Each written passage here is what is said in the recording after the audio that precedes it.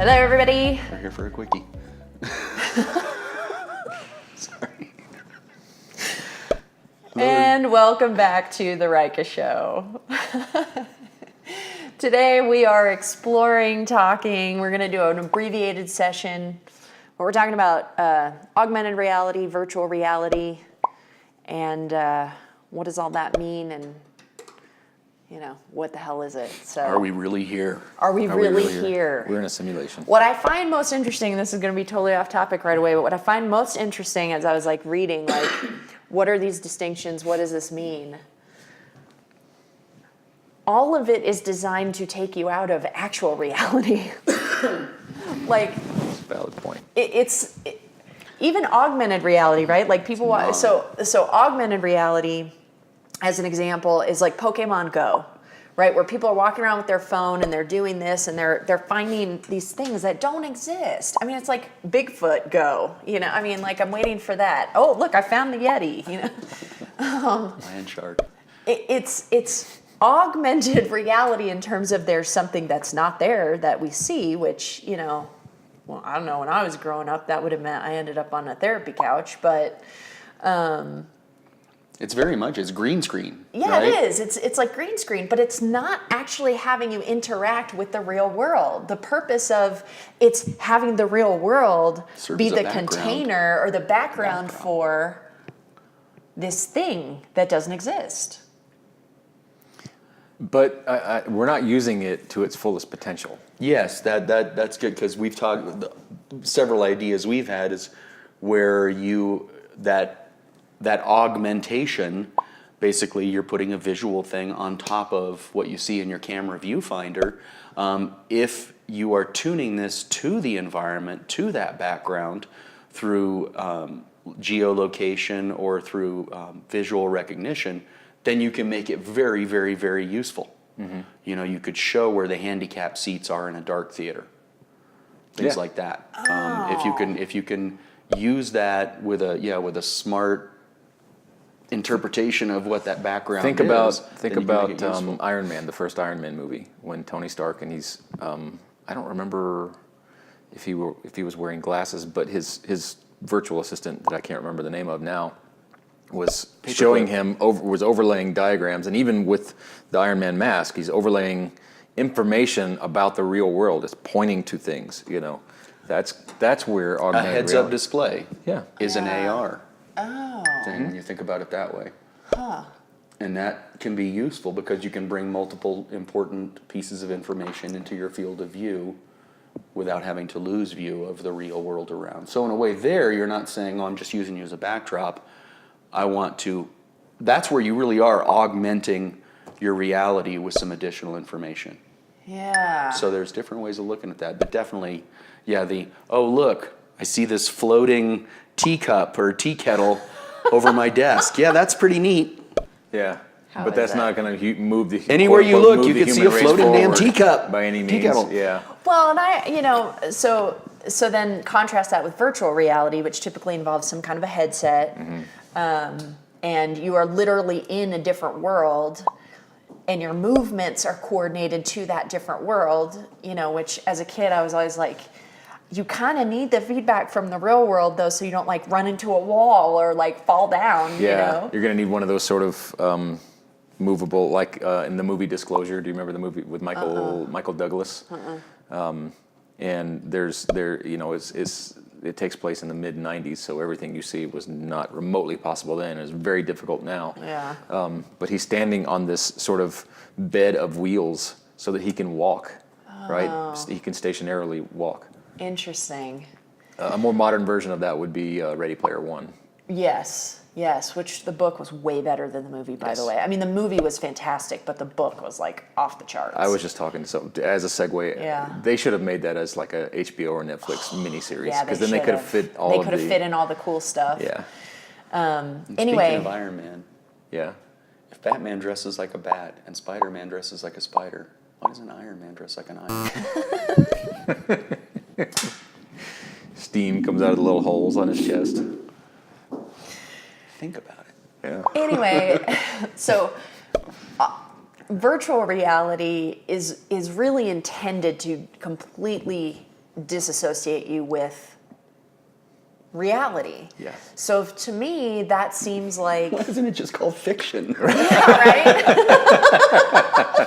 Or delusion? Delusion. Or a serious psychological break. Yeah. Psychotic break. PB. Also the symbol for lead, right? Right. But augmented reality, I mean, the things that you guys just pointed out to me kind of like open it up for me and say, oh, there actually could be really useful applications for it that aren't designed to completely take you out of the real world. Augmented reality to me is like a way of faking virtual reality to give you the ability to pretend like you're not going out of the real world, but really I'm still not interacting with the people around me and the stuff around me. It's just a backdrop, like we were saying. But I guess There's still some utility to that, right? the thing that I'm asking is, virtual reality, augmented reality, they all sort of exist in the gaming world right now, where you can find the most examples of these things. Porn, really? Peter Idy told me that the VR porn world is doing stuff that Like in Minority Report, where he goes to that place where you can like... you're having. Yeah. Oh, okay. You can. They always lead, right, in technology. Yeah. They do. But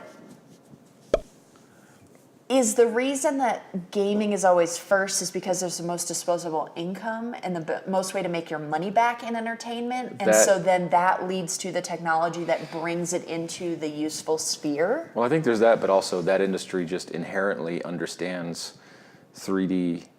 You know, the programmers understand how to do 3D programming, right? Yeah. And all that's involved in that. And that all kind of started with movies even. I mean, a lot of guys that I know who've worked for Industrial Light and Magic and LucasArts and all those production companies naturally transitioned into building VR, AR, 3D games. yeah. You know, because it was like, oh, I know how to make a scene from a perspective using this technology, you know, a lot of code in Python of all things. Yeah.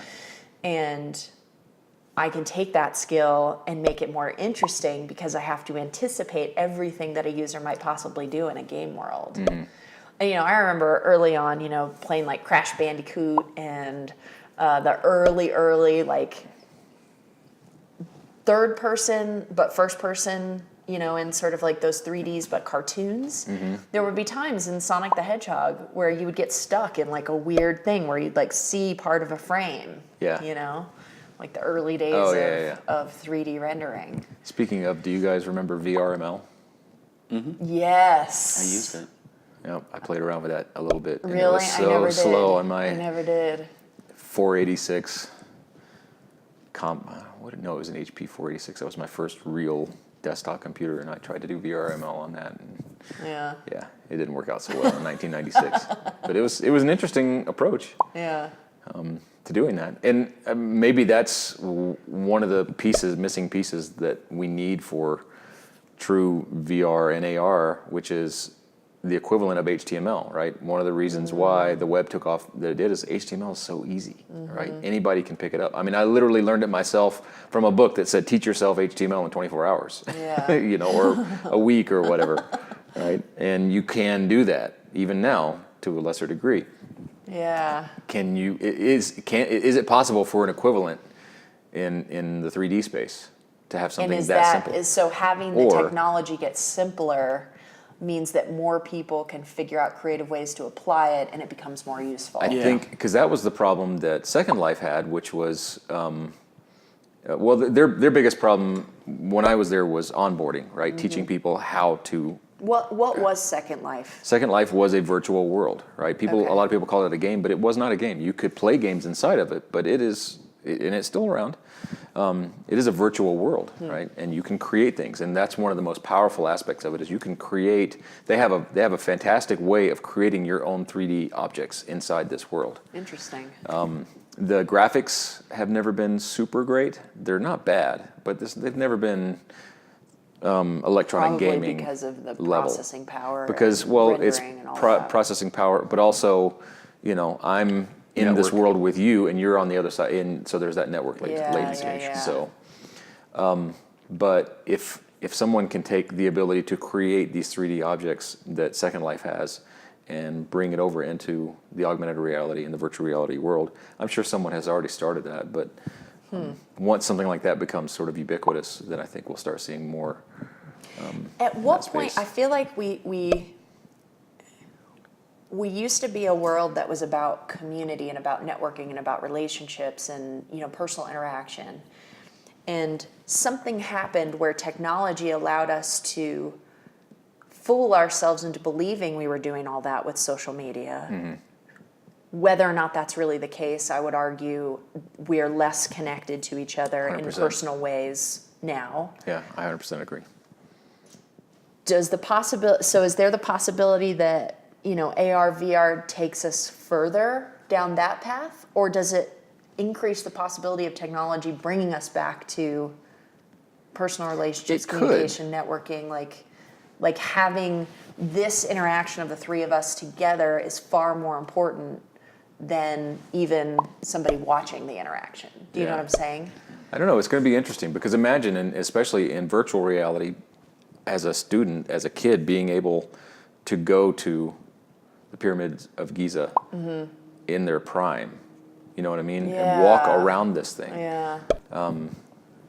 How would that affect your level of education around that? And would it be more enhanced by being able to have that experience simultaneously with 30 or 40 other school kids your same age all over the world? Right. Where you're standing there at the thing and you're talking to them.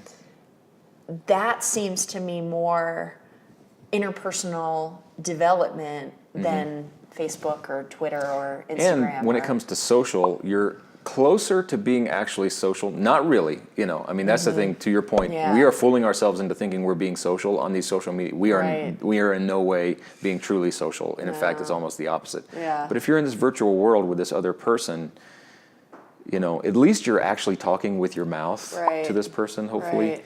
And you know, the avatar that you're seeing may be a blue rabbit.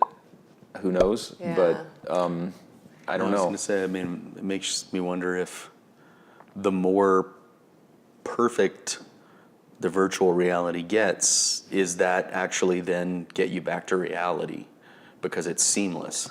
Yeah. Like what you're saying, it's more seamless. Yeah. And maybe that's why Ready Player One is such a fascinating, fantastic, engaging story, Yeah. because there really is almost no difference other than, for whatever reason, they didn't have the ability to control their surroundings in the real world the way that they did in the virtual world, and so they got more creative and they felt more themselves. I mean, Right? The Matrix Yeah, would exactly. be basically like a 100% example of VR. 100% VR. Yeah, you are literally, your whole experience is VR. It's just piped into your brain. Yeah. But And then we could say maybe our reality is actually a virtual reality and we don't realize it. Yeah. yeah, we're all there's- just in a there's computer. that theory that's Yeah. out there. But Ready Player One, they touch on that where, I mean, people are living sort of miserable lives and they're trying to escape that. Yeah. You know, instead of, and I would argue that that's the wrong direction. Yeah. You know, if your life That's is miserable, scary. you need to That's It is scary scary. because it could be used as a weapon, essentially, to captivate large numbers of people and just keep them occupied. I mean, it becomes the lions and Yeah. the give them bread and lions or whatever it was, and circuses. circuses. And Yeah.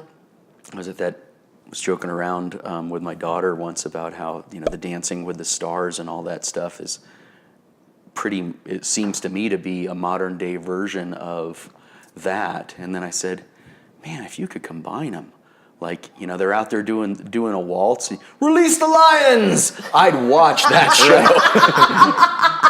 If you could join the two concepts. They're dancing. I don't like the way they're dancing. Suddenly Let the lions. lion go. Yeah. Roar! Yeah! Dance faster now. I'm voting for them. Right. They're running. Anyway, but All right, well, we said we weren't going to keep this short. This is just a really interesting topic, you know, not a lot of technology really discussion here, but more theory and it's just really interesting to watch this stuff progress, and I'm always interested in how is technology impacting the way that we interact in the real world. Yeah. You know, when is technology going to start making my friendships better? Yeah. Making me closer to the people Because that I right want to be now closer it's to. arguably making Yeah, things worse. I mean, Separating us. phones, ironically, our iPhones right now are actually what we're recording on, because GoPros have horrible battery life, in case As you're it turns listening, out. GoPro.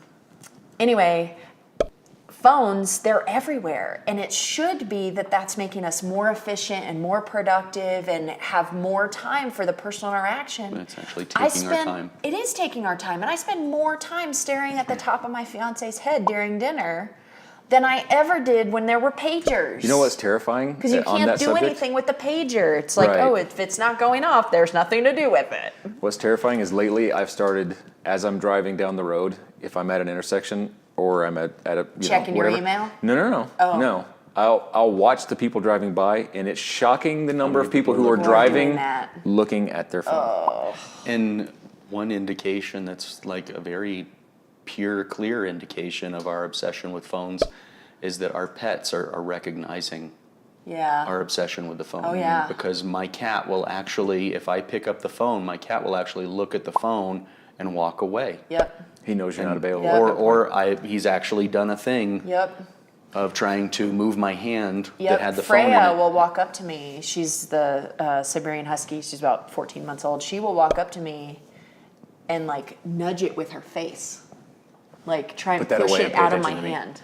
Yeah, so they see the attention that we're putting into this stupid little 6-inch piece of metal, Yeah. Yeah. and it's taken our attention away from our own furry animals, our Yeah. own furry loved ones, because they are seeing that it's taken, and they're showing us. So the first opening scene of Ready Player One is really a commentary on where we're at right now. Yeah, it is. You know, It really replace these is. goggles with our phone, and it's And the you're exact there. thing, the Yeah. exact same thing. Yeah. Yeah, that whole thing is a shame, and I've seen lots and lots of examples where it just makes it so apparent that that's a shame. It's just a shame. That's the way I look at it, and I like what you're saying though, is that asking the question of can it be you? Because I think most entities involved in this are just looking for the profit. Yeah. They're just looking for the profit. Facebook doesn't care that you now spend X amount of hours on Facebook. In fact, they love that. And they're not helping your life by doing that. They really aren't. They're entertaining you. They're feeding an addiction. So They're you feel like they're increasing the giving amount you of something. gossip They in feel the world. you feel like you're getting something from it because they're Yeah. feeding your addiction. Yeah. But if we can really ask, can we use this to go the other direction? That would be a really interesting question. And to we're ask. really close technologically to achieving, I don't think we're at Ready Player One levels yet, Yeah. but what, 25 years maybe? 30 years? Well, I mean, 30 years ago, we thought we were going to have flying cars and jetpacks if you watch You don't Back to have the one? Future. So, yes, and it's the biggest regret of my life. Right. Where's my jetpack? Yeah, GoPro yeah. with the crappy battery life. But I think we need to be asking those questions now. How are we going to Yeah. use that technology? Because it is coming. Yeah. And we will get there. Yeah. How do we Yeah. use What's that the leap? responsibly? Let's take an Because example the leap of from what we have now. no smartphone to smartphone we talked about Was in one of so our previous fast. it was like, oh, what? Yeah. What? So the leap from smartphone back to interconnected, like personal connection, and having technology not rule our lives, but actually make us better at being with people. That's going to have to be the same size leap, and it's going to seem so obvious when it happens. That's what I want. I want to be able to sit across the dinner table from the man that I love and actually just have a conversation with him for a full 2 hours with no interruption. He's got a pretty good head of hair, though. So He if you got to does. talk to the top of his I know. head, He's got a it's beautiful better than head of hair. Our heads. He's got a beautiful, thick, gorgeous. All right. On that note, AR, VR technology, how's it impacting our lives? Kiss somebody that you love. Have a meal with someone and put your phone down. Turn Put it your phone off. down. Leave it at home. Yeah. Grant, Daryl, Cynthia, talk to you soon.